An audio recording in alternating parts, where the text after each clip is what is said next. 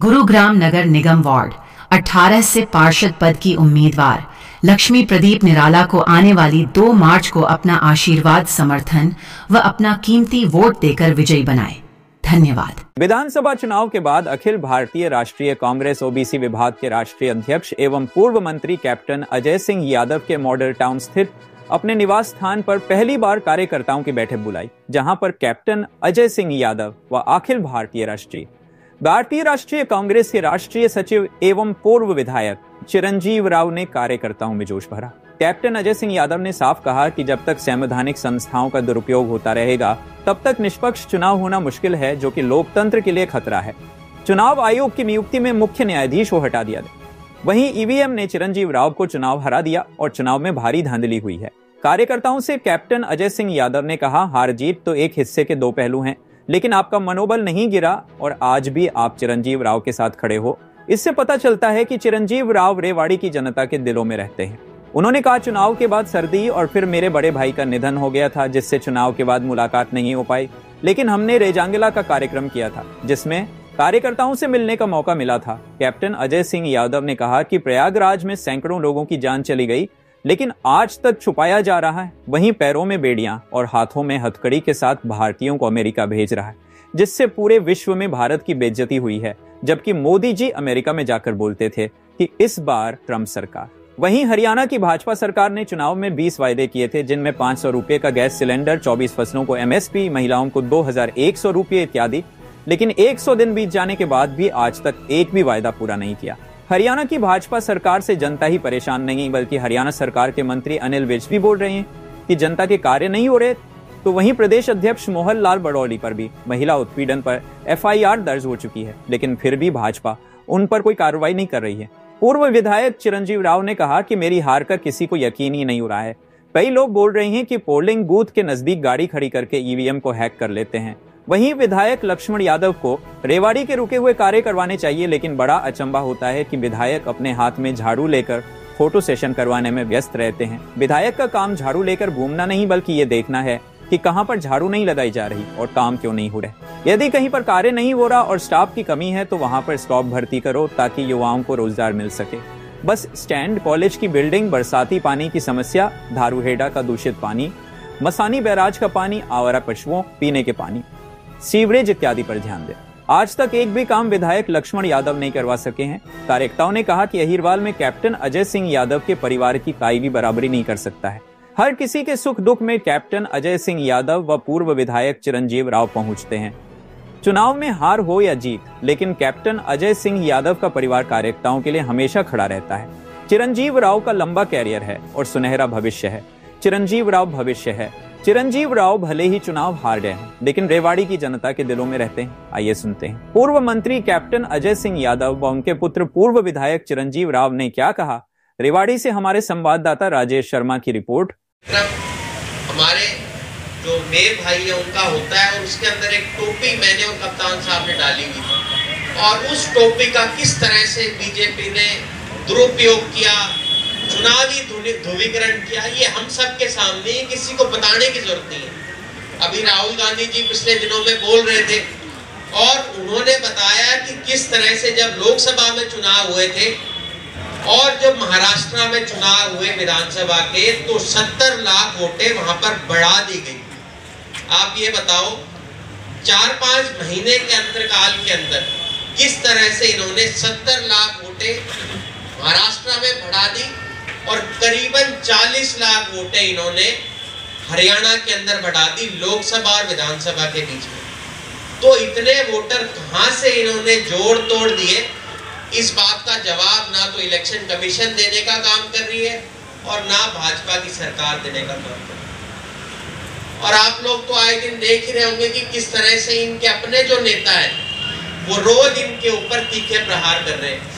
अनिल विज से पुराना तो मुझे नहीं लगता भाजपा का कोई नेता होगा, ये तो सब जानते हैं। मैं जब प्रदेश का अध्यक्ष था तब भी चुनिंदा इनके विधायक चुन के आते थे, तब से मैं अनिल विज जी को जानता हूँ। और जिस प्रकार से ये अपने मुख्यमंत्री और अपने पूर्व मुख्यमंत्री और अपने प्रदेश अध्यक्ष के ऊपर आरोप लगा रहे हैं ये क्या दर्शाता है कि इनके परिवार के अंदर ही कितनी लड़ाई है, और लड़ाई होना भी जायज है।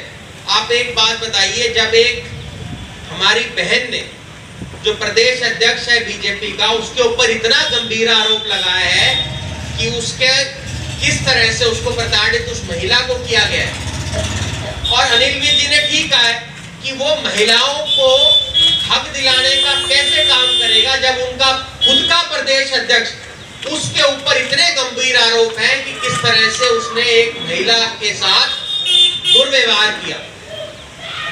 आप खुद समझिए कि कैसी ये पार्टी होगी, कैसा इसका चरित्र होगा, कैसे इसके अंदर लोग होंगे जो अपने खुद की महिला जो है उनके साथ ऐसा कुकर्म करते हैं। राहुल गांधी जी आप देख रहे हैं लगातार देश भर के अंदर घूम रहे हैं, कांग्रेस पार्टी को मजबूत करने का काम उन्होंने किया था। और जब हम लोग देख रहे थे यहाँ पर चुनाव हुए, तब आपने अगर देखा होगा जब काउंटिंग चल रही थी हमारी, तो जितनी भी ईवीएम की बैटरियां थी वो 96%, 98% और 99%।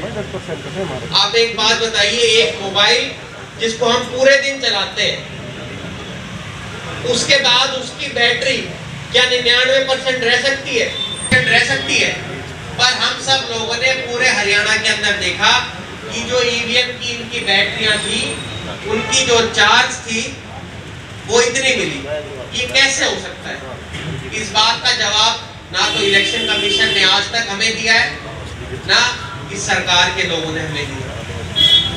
अभी आप लोगों ने देखा होगा किस तरह से मोदी जी जो नारे लगाते थे, अब की बार ट्रम्प सरकार अमेरिका के अंदर, और किस तरह से हमारे यहाँ के जो लोग हैं उनको बेड़ियों में बांधकर वापस हमारे देश भेजा जा रहा है। ये हमारे देश का कितना बड़ा अपमान है कि हमारे जो अपने नागरिक हैं उनको उस देश से निकालकर वापस यहाँ भेजा जा रहा है।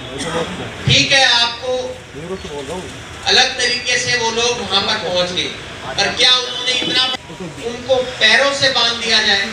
क्या ये हमारे देश का अपमान नहीं है? आप मुझे बताइए। और हमारे प्रधानमंत्री ऐसे हैं जिन्होंने अब उसके ऊपर एक शब्द अब तक नहीं कहा। ये दर्शाता है कि इनको हमारे लोगों से कोई सरोकार नहीं। अभी आप जानते हैं इलाहाबाद के अंदर कुंभ का मेला चल रहा है जो 144 साल बाद हुआ है, और हम सब धर्म को मानने वाले लोग हैं। पर किस तरह से हम लोगों ने देखा कि इन्होंने जो उनकी मुस्तैदी रहनी चाहिए, आज से पहले भी कितने कुंभ वहां पर हुए हैं, नहीं बची। वहां से जो लोग लौट कर आए, इन्होंने बताया कि हजारों लोगों की मृत्यु वहां पर हुई है। तो क्या भाजपा के नेताओं को, क्या हमारे प्रधानमंत्री को, क्या वहां के मुख्यमंत्री को जवाब देने की आज जरूरत नहीं है कि इतने लोगों ने अपनी जान क्यों गंवा दी? तो हम सब लोगों को इस तरफ भी ध्यान देना पड़ेगा। और मैं तो आप लोगों से ये कहूंगा कि आप लोगों ने इस चुनाव के अंदर पूरी मेहनत करी थी, और आप लोगों की तरफ से कोई कमी नहीं रही, और आने वाले समय के अंदर भी इसी तरह से मैं भी मेहनत करूंगा आप लोगों के बीच में। कप्तान साहब भी लगातार आपके बीच में रहते हैं, मेहनत करते हैं, और आप सब भी जानते हैं कि 2026 में परिसमन भी होगा, उसके अंदर किस तरह से हमारी विधानसभाओं का बदलाव होगा, उस तरह भी हम लोग काम करेंगे। और मेरी ये कोशिश रहेगी कि जिस तरह से कप्तान साहब, मेरे दादाजी स्वर्गीय राव बे सिंह हमेशा आप लोगों के सुख दुख में रहे, मैं भी उसी तरीके से आप लोगों के बीच में हमेशा खड़ा रहूंगा। आप सब लोगों ने आज यहाँ आकर जो मेरा उत्साह बढ़ाया, मुझे आप लोगों ने जो आशीर्वाद दिया, इसके लिए आप सभी का मैं धन्यवाद करता हूँ। जय हिंद, जय भारत। देखिए, पहली बात तो ये है कि जो आज देश के हालात हैं, आज जो है खास तौर से, एक तो मैं प्रयागराज में जो लोग जिनकी मौत हुई है उनके प्रति अपनी श्रद्धांजलि अर्पित करता हूँ, और मेरी तो जो शंकराचार्य जी हैं उनने तो साफ कहा है कि ये प्रयागराज जो है ये ढकोसला इन्होंने करा है। फोटो में होने चाहिए शंकराचार्यों की, जो मंडलेश्वर है उनकी फ़ोटो होनी चाहिए, केवल 2 व्यक्तियों की फ़ोटो क्यों लग रही है। और देखिए वहाँ पर स्टैम्पेड हो जाता है और 1 नहीं 3 जगह होता है, लेकिन सरकार ने उसको छुपा के रखा। आज तक सही आंकड़े नहीं दे पाए हैं। यहाँ तक भी ऐसे आरोप हैं कि गंगा के अंदर बहा दिए, ज़मीन में गाड़ दिए, यानी कि लोग मारे मारे घूम रहे हैं, जो अस्पताल में जा रहा है, कोई कहीं जा रहा है। लेकिन जो है अब तक जो आंकड़ा जो है करीबन 500, 600, 700 के आसपास का आंकड़ा है, लेकिन सरकार जो है इसको छुपा रही है। और शंकराचार्य जी ने कहा कि भाई उनको बताने में दिक्कत क्या है, भाई ये हादसा तो कोई भी हो सकता है। लेकिन ये हादसा क्यों हुआ? क्योंकि वीआईपी ट्रीटमेंट जो चल रही थी, वीआईपी ट्रीटमेंट जो चल रही थी उसके वजह से हुआ। तो ये जो नरसंहार हुआ है, ये जो हत्याएं हुई हैं, इसके लिए कौन कौन दोषी हैं उनको चिन्हित करना चाहिए। दूसरा, महाराष्ट्र में जो चुनाव हुए, हरियाणा में करीबन 17 लाख वोट तो वहाँ बड़ी है, 40 लाख वोट हमारे बड़ी विधानसभा और लोकसभा विधानसभा के बीच में। और उसके बारे में आंकड़े कांग्रेस ने मांगे थे, उनने एक कमेटी भी बनाई है।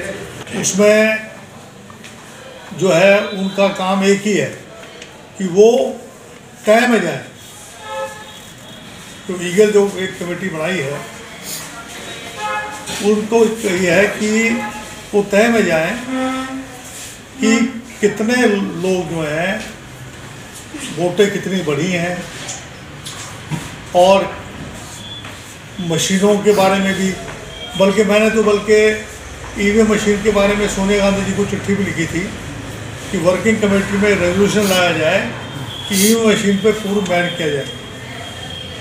और तीसरी बात ये है कि 100 दिन पूरे हो गए, 500 रुपये का गैस का सिलेंडर कह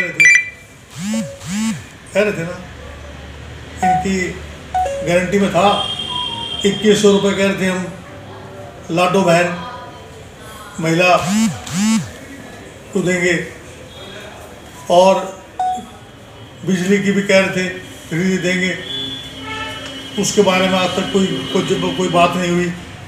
आपके वो 10 लाख मुफ्त इलाज की बात कर रहे थे, आज ये जो 5 लाख रुपए जो आयुष्मान कार्ड के जो डॉक्टरों के पास जो जिन्होंने इलाज कर दिया उसका पैसा नहीं दे पाए। हमारे विधायक जी जो हैं, इनका काम एक ही है, झाड़ू लेके जो है कभी किसी कोने में खड़े हो जाते हैं और फोटो सेशन कराते हैं, उसके बाद जो है कोई काम नहीं। विधायक का काम ये है कि नई भर्ती कराए सफाई कर्मचारियों में। सफाई कर्मचारी जो हैं वो है नहीं। अभी आप देख लीजिए, ये जो बाईपास जो पिलर बॉक्स स्कीम का जो मैंने बढ़वाया था, आपका मॉडल टाउन के पीछे होता हुआ विजयनगर और आनंद नगर और यहाँ से जो है जाता हुआ, उसकी सफाई में कूड़ा इकट्ठा हो रहा है, दुनिया भर का कूड़ा इकट्ठा हो रहा है। इनको क्या कर रहे हैं क्या नहीं कर रहे हैं। तो बजाय इसके कि आदमी जो है, कोई एमएलए कह रहा है मेरी चल नहीं रही, कोई कहता मेरा जो है टेलीफोन नहीं उठा रहा, तो हर दिन की ऐसी पतली हो रही है कि ना तो इनकी जो है सरकार मानता कोई। अनिल जो यूँ कह रहा है कि मैंने सस्पेंशन के लिए ऑर्डर दिए थे, वो कह रहा है मेरी नहीं चल रही। मंत्री इनके नाराज, किरण चौधरी का फ़ोन नहीं उठाया एक अधिकारी ने। तो इनकी हालत तो ऐसी हो रही है कि ना तो इन्होंने जो वायदे किए थे 100 दिन पार हो गए, लोग इंतजार में बैठे हैं कि 21 रुपये महिलाओं को कब मिलेंगे, या तो ये देंगे 1 साल पहले। खजाने में पहले इतना डेबिट हो गया है, 3.5 लाख करोड़ से ऊपर से ज़्यादा कर्जा, शायद 4 पे पहुंच गया होगा। हमारा टाइम पे जब 2014 में 75,000 करोड़ रुपए कर्जा था, अब जो है दुनिया भर का कर्जा हो गया। और दूसरा जो है लड़कों का कॉलेज जो है, उसके बारे में आज तक इन्होंने, श्रीमान जी ने चिन्हित नहीं करी जगह भाई कहाँ लड़कों का कॉलेज बनेगा। लड़कियों का स्कूल जो बन रहा था, गवर्नमेंट स्कूल, उसके बारे में कोई कार्रवाई नहीं करी। जो बॉयज़ स्कूल के बारे में मैंने मुख्यमंत्री से खुद मिल के आया मैं, और मैंने उनसे कहा कि भाई ये जो बिल्डिंग खाली पड़ी है, जो सैनिक स्कूल वाली बिल्डिंग है, इसमें स्कूल कॉलेज चालू कर दें। उन्हें फिर मैंने कहा भी नोट भी कराया उनको मैंने, और मैंने मसानी बरात का मामला भी उठाया। तो जो मुद्दे एमएलए को उठाने चाहिए वो तो उठाता नहीं है। ना तो मेडिकल कॉलेज की कोई बात करता, ना आईआईटी की बात करते, ना आईआईएम की बात करते। तो करना क्या है, एमएलए का काम क्या है कि नई नई योजना लेके आना। अब जो है पहले तो रोज जो है पहुंच जाया करता था कमेटी में, अब सेटिंग हो गई है चेयरमैन से बताते हैं। अब चेयरमैन बहुत बढ़िया हो गया। क्या तो चेयरमैन के ऊपर आरोप लगाया करता था, अब जो है चेयरमैन बहुत जबरदस्त हो गई, भला बिल्कुल हाथ से हाथ मिल के। तो हालत ये है लोगों की। दूसरा देखिए, सबसे बड़ी बात ये है कि जब तक ईवीएम मशीन पर बैन नहीं लगेगा,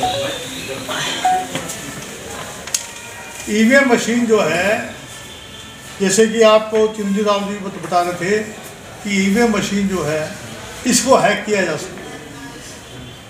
इसके बारे में जो है महाराष्ट्र में इन्होंने जो है वहाँ पर हेराफेरी करी, हरियाणा में हेराफेरी करी, और मैं आपको आज बता रहा हूँ दिल्ली में भी हेराफेरी करेंगे, दिल्ली में भी हेराफेरी करेंगे। केजरीवाल जी जो हैं, श्रीमान जी जो हैं, यूँ कहा करते मैं यमुना में गोता मारूंगा, और बीजेपी वाले वो कहता है कि बीजेपी वाले ने मुझे पैसे नहीं दिए, वो कह रहे हैं हमने एसटीपी नहीं लगाया। यमुना की हालत कितनी बुरी हो रही है। आज यमुना के अंदर जो है पानी जो है, आप ये सोचो अगर ये हालत दिल्ली की है तो मेवात में जो पानी जा रहा है, गुड़गांव कनाल में जो पानी जा रहा है, उसकी हालत क्या होगी। रेवाड़ी के अंदर जो है एक भी नया वाटर प्लांट नहीं लगाया, एक भी नया वाटर प्लांट नहीं लगाया। वाटर प्लांट को लगाते, कोई कैनाल बेस स्कीम बनाते तो कम से कम पानी तो मिलता। ना पानी है, ना बिजली है, और वो सांड सारे दिन घूमते सड़कों। बुरा हाल है। गायों का जो है रोज कहते हैं पशु मुक्त कर दिया है, कोई पशु मुक्त नहीं हुआ।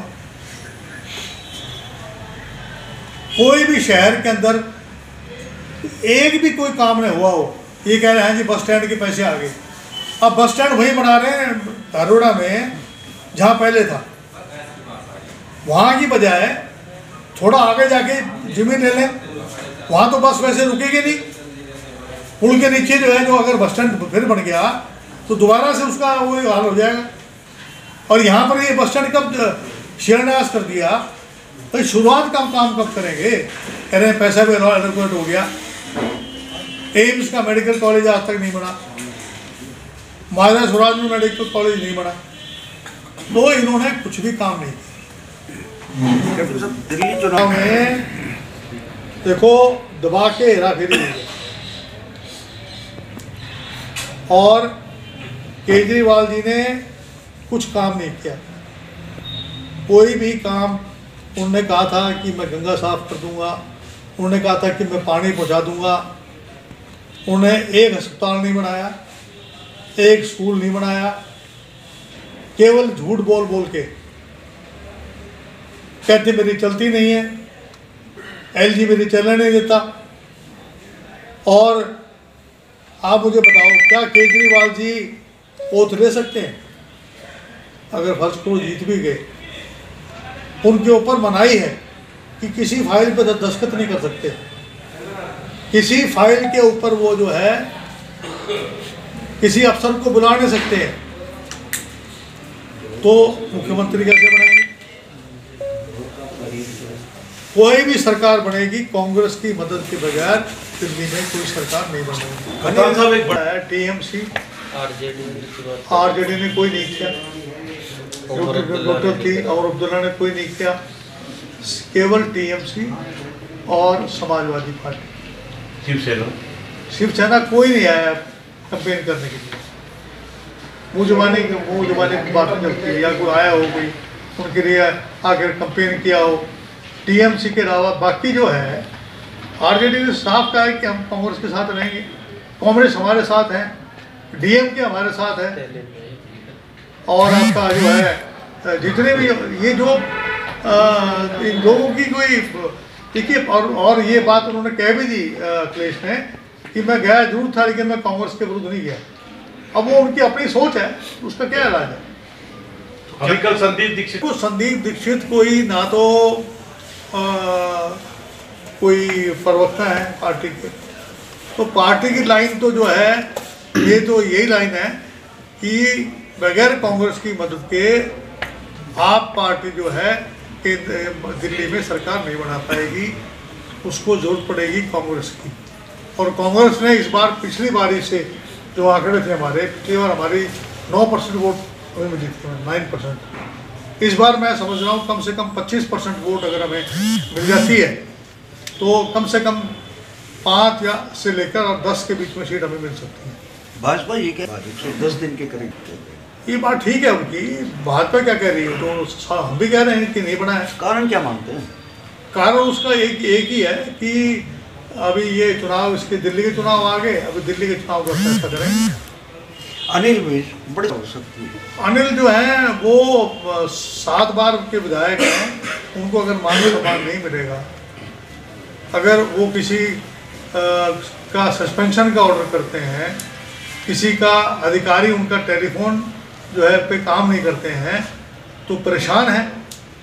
ऐसे ही अपना अनिल परेशान है जो अपना कोसरी वाला है, ऐसे ही हमारा जो है कभी तो भजन गाने लग जाता है, कभी झाड़ू लगाने लग जाता है, फोटो सेशन नहीं करता, बाकी कुछ नहीं। कप्तान साहब आपने भी बहुत गंभीर तो दिख रहा है, अब तो बोलता ही नहीं खिलाफ, पहले खिलाफ बोलता था। अंदर की बात है, जैसे कहते हैं ना लक्ष्य बुनियाद, अंदर की बात है। अब कैप्टन साहब की क्या रणनीति है? हमारी रणनीति केवल एक ही है, एक विपक्ष की जो भूमिका है, तो चिरंजीव राव जो है यहाँ से